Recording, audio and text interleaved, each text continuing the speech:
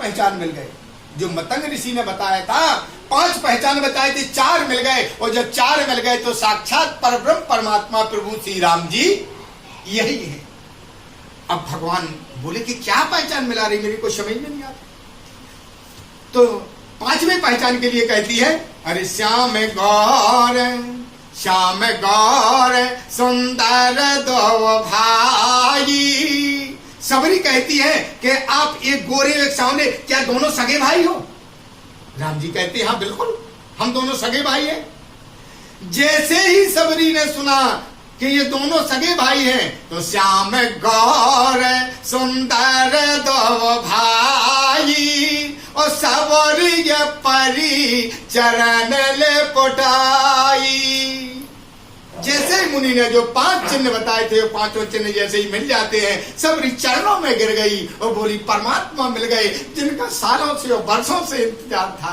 आज वो परमात्मा प्रभु श्री राम जी मिल गए।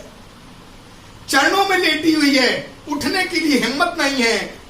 तब प्रभु श्री राम जी कहते हैं, मां क्या अंदर भी जाने की आज्ञा दोगी मुझे या यहीं खड़ा रखोगी? सबरी प्रेम में इतनी पागल है क्योंकि जिसके इतने सालों से इंतजार करने के बाद वो परमात्मा आज माता सबरी के दरवाजे पर आ गया है। मां सबरी प्रसन्नता में इतने व्याकुल है कि उठने की भी उसे उठने का भी साहस नहीं है। जा करके जब भगवान प्रभु श्री राम ने स्वयं कहा कि मां क्या अंदर जाने की भी अनुमति दोगी, जा करके सबरी अपनी टूटी फूटी कुटिया में प्रभु श्री राम जी को ले जाती है और सुंदर आसन पर बैठाती है। सुंदर आसन पर बैठाने के बाद प्रभु श्री राम जी लक्ष्मण जी के चरणार बिंदों का पद प्राक्षण करती है। इसके बाद जो खाने को वो देती है। इसके बाद उसे मतंग ऋषि की बताई हुई बात याद आ गई कि बेटी जब परमात्मा प्रभु श्री राम जी आ जाए तो उनके चरण धोना, सुंदर आसन पर बिठाना, कुछ प्रसाद के लिए देना और फिर इसके बाद उनकी स्तुति करना। अब सबरी मौन रह जाती है क्योंकि वो पढ़ी लिखी तो है नहीं।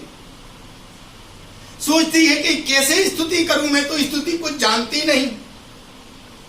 भगवान के सामने हाथ जोड़ के खड़ी हो जाती है और कहती है कि कह वेद स्तोत कराओ तुम्हारी, कह वेद स्तोत कराओ तुम्हारी, ओ अधम जातो में जड़ मति भारी। के ही भात कहती है कि हे प्रभु मैं किस स्तुति करूं क्योंकि मैं अधम जाति की हूं। ओ अधमोते अधमवाति नारी, ओ तैन महु में मति मंद अघारी। हे प्रभु मैं अधम से भी अधम और नीच कुल की स्त्री हूं, मैं कैसे आपकी स्तुति करूं, मैं तो स्तुति कुछ जानती नहीं। परमात्मा प्रभु श्री राम जी कहते हैं माता स्तुति करने की कोई जरूरत नहीं है क्योंकि मैं अंदर का